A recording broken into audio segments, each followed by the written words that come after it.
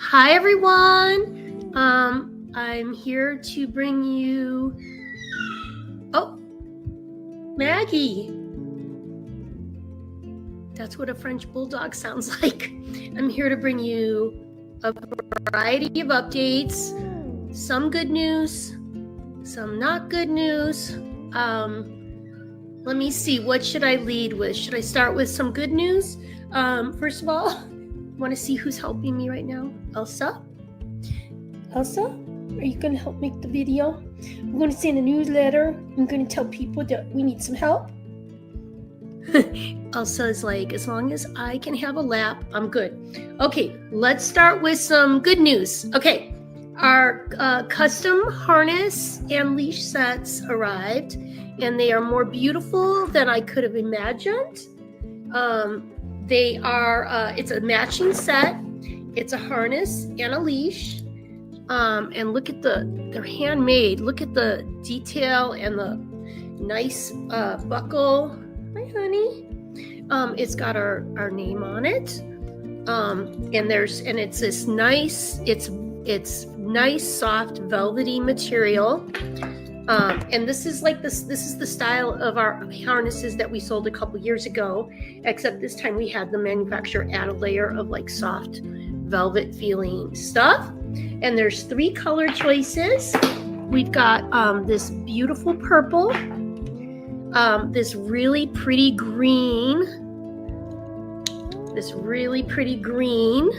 and pink. Elsa likes to wear the pink. Elsa likes to wear the pink harness and leash set when she goes for her walks.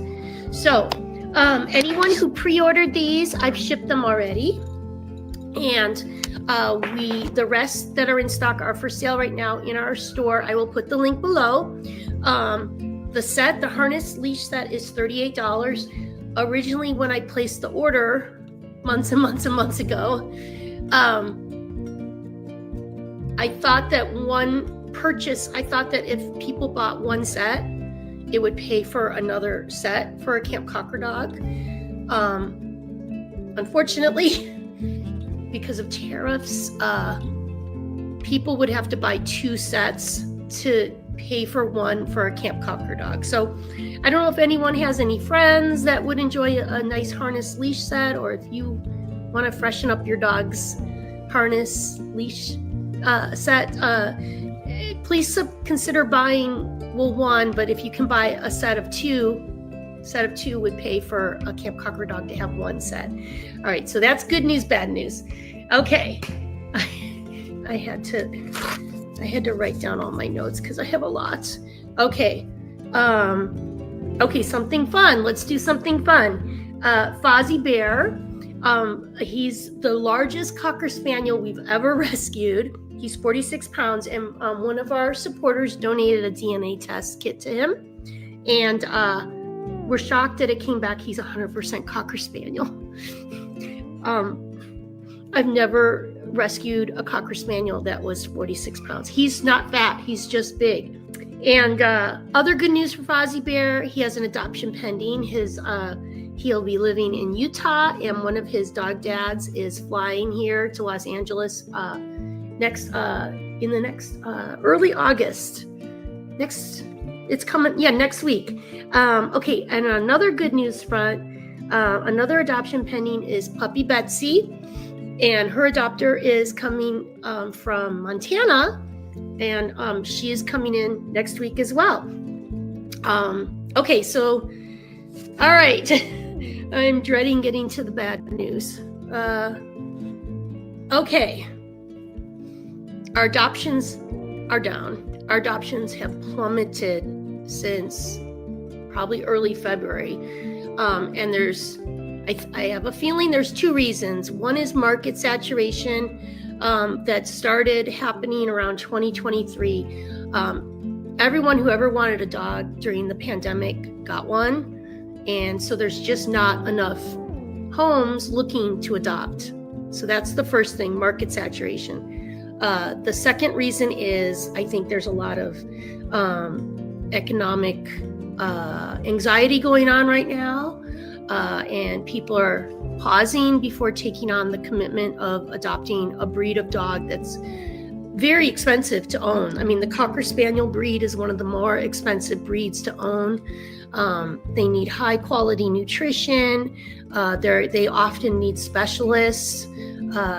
And many of our dogs that are up for adoption are older dogs, middle-aged dogs, senior dogs that are going to cost an adopter, a future adopter, significant funds in vet bills. And that's just the reality of the breed. So our adoptions have plummeted. As a result, our intakes have had to slow down to match the reduction in adoptions. And there's also not very many Cocker Spaniels in the shelters anymore, except for the seniors.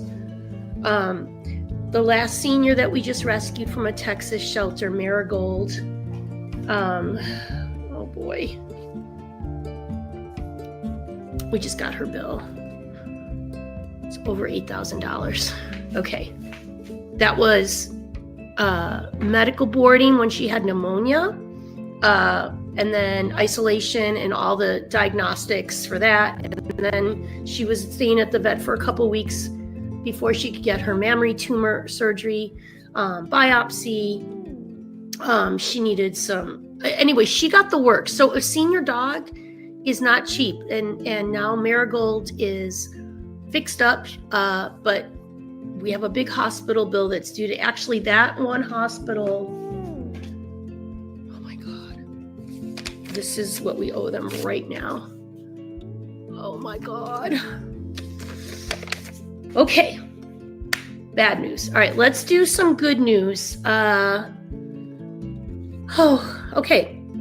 The good news is our major medical dogs are all thriving because we don't cut corners on their vet care, and we're thorough, and we don't decline services. And yes, a senior dog like Marigold ran up an $8,000 plus vet bill, but she's thriving now. So this is just what we do. We rescue major medical dogs or senior dogs. And that's just how it goes. But okay, so let's talk about some good news. Okay, so earlier this year, I participated in a mastermind program where I was mentored for 4 months with 4 other nonprofits. There was 5 of us in this mastermind. And basically it was an intensive training to help us all pivot our nonprofits to lean into promoting monthly donor programs. Camp Cocker has had a monthly donor program. I didn't do much to promote it. And part of that is me being, there's nothing I hate more than asking for money. I mean, honestly, I wish I just had some billionaire family that would just pay for all of it. But, I don't. Most rescuers don't have access to money. So I had to get over my fear of asking for help. And that's part of why I'm here now asking all of you for help. I just got to be brave and say it's okay. I'm asking for help, not for myself. I'm asking for help for our dogs and the future dogs that we would like to save. So the good news is I have been able to increase our monthly donors. Okay, let me back this up a little bit. I hope people are sticking with this. Okay, I have a budget in mind, a broad budget in mind of what it would cost to get a rescue facility. And we're not talking like some big place. I'm talking like a very small or modest sized industrial space with an outdoor area that can be fenced in so the dogs can go inside and outside, where I can get like physical therapy equipment because we rescue so many hit by car dogs and so many senior dogs. I have a budget in mind, a monthly operating budget for a very small, modest space. This is for the rent, the utilities, and labor. Labor of caretakers is 2/3 of that budget. I mean, labor is the big part, because it's important to me that if I'm going to have a facility at some point, that I staff it at a ratio of no more than 10 dogs per one caretaker.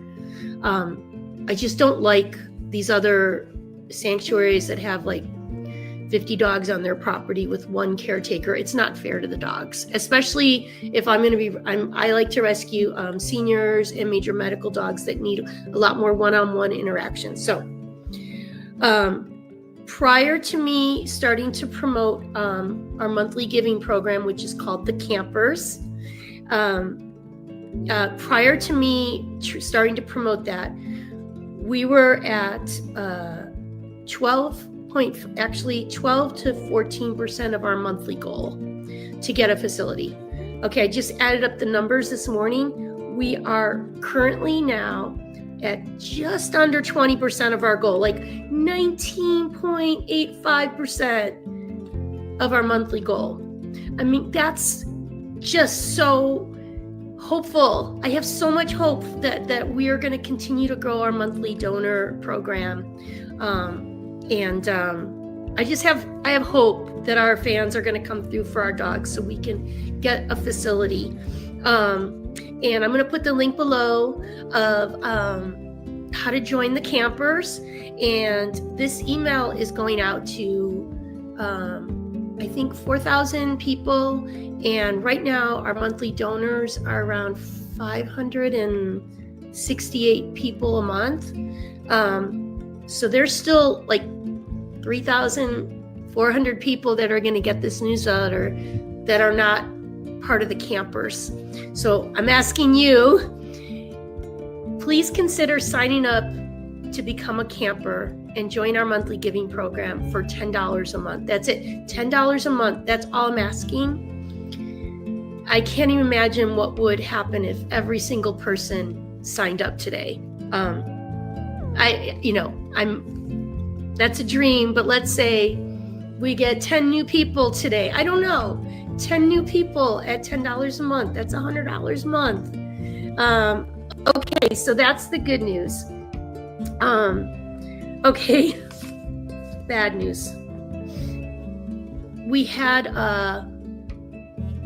some really generous donors a couple weeks ago that donated enough to cover Violet's eye procedure, and the extra, I made a big payment towards our credit card debt, which is where we put a lot of our vet bills.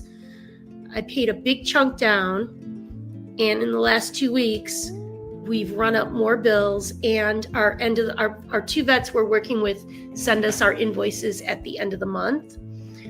The one vet we got the invoice from the one vet, and we owe them $9,084. And our other vet hasn't sent us their bill for the month, but I'm expecting it to be probably $8,000. I'm guessing. I don't know what it's going to be. It was a lot of, anyway. So now we've maxed out our care credit again, and we've maxed out the regular credit card. So we need donations today. But I think everyone's tapped out. So my pitch to everyone is, please consider joining our monthly giving program. If you can just do $10 a month, that's like 30 cents a day. We just need more people to jump on board to help us to be able to stay in our rescue group long term. We have so many dogs that aren't getting adopted that are still needing resources every month. Libby, who had 3 different surgeries, her knees are doing great, by the way. She's going to be in PT for probably 6 to 9 months. And I don't know if she's adoptable yet until she can walk better, but her 3 surgeries and the PT, enormous amount of money we're spending on Libby. And she's still not really adoptable at this point. So we really, really need people to sign up to become monthly donors. Okay, and then the last bit of bad news. I hate to end with bad news. I really hate to end with bad news. But until we can get all of our vet debt paid off, our intakes are closed. And this makes me really sad, because there's nothing I love more than going and getting a nice little 13-year-old dog like Marigold from a shelter, or a major medical dog like Libby from a shelter. I mean, those are my favorite dogs to rescue. But we're maxed out. We're maxed out. We don't have the resources to absorb any more dogs, and we're essentially becoming a sanctuary without having a sanctuary, because even our young dogs are not getting adopted. We have some young dogs that should have been adopted. Elvis, who's 11 months old, should have been adopted 2 months ago. Honestly, he's a great dog. He's in Dallas. We have our other young dogs. I mean, people say they only want young dogs. We have young dogs that aren't getting adopted. We have Wednesday, who's 1.5 years. She needs training. She needs potty training, and she needs.